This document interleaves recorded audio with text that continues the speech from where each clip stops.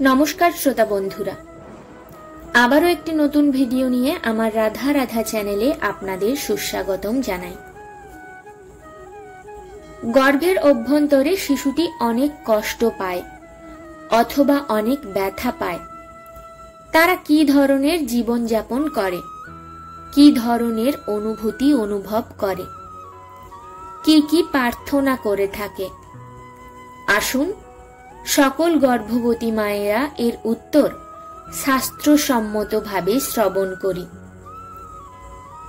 এটি বলার পূর্বে আমি আপনাদের সকলকে বলতে চাই, কপিল মুনি, যাকে ভগবান বিষ্ণুর অবতার বলা হয়ে থাকে, একবার ওনার মাতা দেহুতি ওনাকে গর্ভস্থ সন্তানের বিষয়ে কিছু প্রশ্ন করেছিলেন।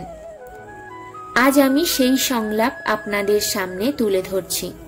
এখানে কোনো মাকে নেতিবাচক চিন্তা দ্বারা বিরক্ত করা উচিত নয়, বরং ভগবানের দ্বারা সৃষ্ট এই প্রক্রিয়াকে বুঝতে হবে।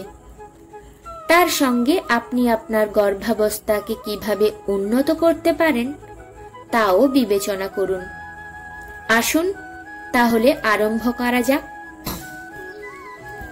একবার কপিল মুনিকে দেহুতি মা জিজ্ঞাসা করলেন, জীব নিশ্চয়ই মাতৃগর্ভে পরম সুখ পেয়ে থাকে, না পায় শীত, না পায় তাপ, না আছে কোনো আসক্তি, আর না আছে কোনো শোক। ভগবান কপিল উত্তর দিলেন, এসব জিজ্ঞাসা করবেন না মা। মাতৃগর্ভে যত কষ্ট আছে এতটা জীবের আগে কখনো হয়নি, আর না ভবিষ্যতে কখনো হবে।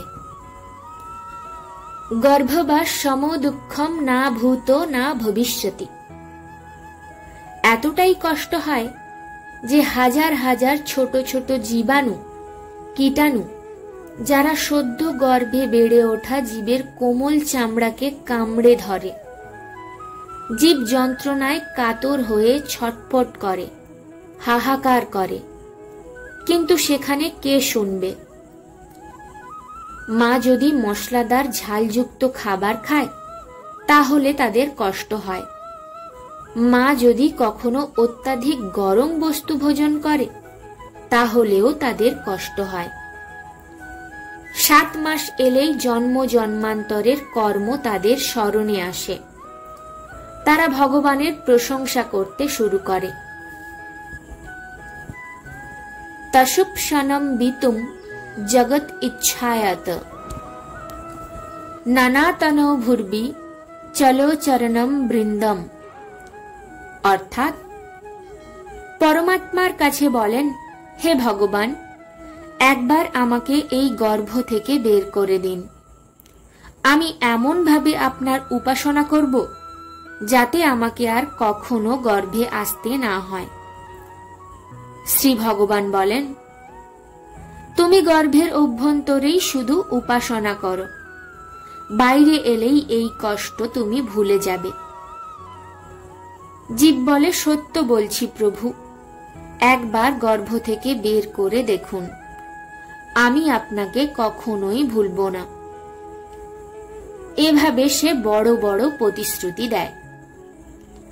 9 মাস পূর্ণ হয়, 10 মাস আরম্ভ হয়, আর যেই প্রসব যন্ত্রণা শুরু হয়, জীব গর্ভ থেকে অবিলম্বে সংসারে চলে আসে। জীব জগৎ সংসারে এসে মায়ার স্পর্শ পায়, আর তারপর জীবন পরিবেশ অনুযায়ী জীবনে এগিয়ে যেতে শুরু করে। ভুলে যায় তার পুরনো সব সিদ্ধান্ত, পুরনো সব প্রতিশ্রুতি। আমার মনে হয় গর্ভের এই দুঃখ দূর করার জন্যই হয়তো ঋষিমুনিরা গর্ভ সংস্কার পরম্পরা তৈরি করেছেন। গর্ভাবস্থায় যে সমস্ত মায়েরা গর্ভ সংস্কার রীতি অনুসারে জীবনযাপন করেন, শ্রেষ্ঠ ভোজন করেন এবং ভাগবত গীতা পাঠ করেন, গর্ভ সংস্কারের সকল নিয়ম পালন করেন, সেই সকল মায়েরা নিজের গর্ভকালীন সময়ে অধিক সুস্থ, প্রসন্ন এবং চিন্তামুক্ত থাকেন, কারণ মায়ের অভ্যন্তরে সন্তানও আনন্দিত থাকে। জন্মের পর সেই মায়ের সন্তান অধিক ভদ্র, অধিক নম্র, সংবেদনশীল, খুশি এবং বুদ্ধিমান হয়ে থাকে।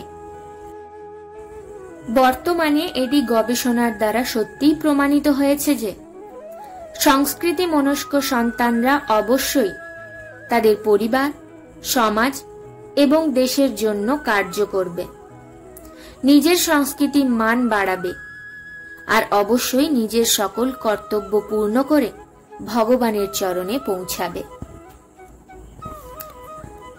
ধন্যবাদ এতক্ষণ শাস্ত্রসম্মত গর্ভকালীন কিছু নিয়ম জানার জন্য। আশা করব গর্ভকালীন মায়েরা এটি মেনে চলবেন, তাতে আপনার সন্তান সংস্কৃতি মনস্ক হবে। যদি ভিডিওটি ভালো লেগে থাকে একটি লাইক করে যাবেন আর কমেন্টে জয় শ্রীকৃষ্ণ লিখতে ভুলবেন না।